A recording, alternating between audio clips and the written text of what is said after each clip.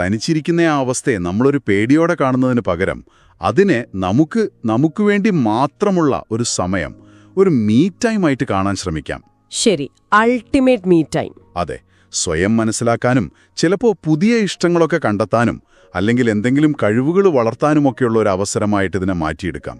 ഈ ഒരു കാഴ്ചപ്പാട് മാറ്റം തന്നെ വലിയൊരു ആശ്വാസം തരും. കാഴ്ചപ്പാട് മാറ്റുന്നത് പ്രധാനം തന്നെ, സമ്മതിച്ചു. എന്നാലും ചില സമയത്ത് ഈ കാര്യങ്ങളൊക്കെ അറിഞ്ഞിട്ടും ആ ഒരു ശൂന്യത നമ്മളെ വല്ലാതെ അലട്ടിയേക്കാം. അങ്ങനെയുള്ളപ്പോൾ കുറച്ചുകൂടി പ്രായോഗികമായിട്ട് എന്താണ് ചെയ്യാൻ പറ്റുക? ഈ ഹോബികൾക്കൊക്കെ ഇവിടെ വലിയ പങ്കുണ്ടോ? വളരെ വലിയ പങ്കുണ്ട്.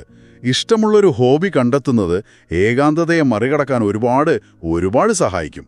അത് ചിലപ്പോൾ കുട്ടിക്കാലത്ത് നമ്മൾ നിർത്തിപ്പോയ എന്തെങ്കിലും ആകാം. ചിത്രം വരയോ പാട്ടോ അങ്ങനെ എന്തെങ്കിലും.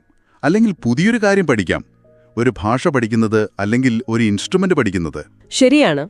ഈ ക്രിയാത്മകമായ കാര്യങ്ങളിൽ മുഴുകുമ്പോൾ നമ്മൾ നമ്മളെ തന്നെ മറക്കും. അത് സ്വാഭാവികമായിട്ടൊരു സന്തോഷം തരും. പിന്നെ ഈ പുതിയ കാര്യങ്ങൾ പഠിക്കുന്നത് നമ്മുടെ തലച്ചോറിനും നല്ലൊരു വ്യായാമമാണ്. അത് ഈ ഏകാന്ത ചിന്തകളെയൊക്കെ ഒന്ന് വഴിതിരിച്ചുവിടാൻ സഹായിക്കും.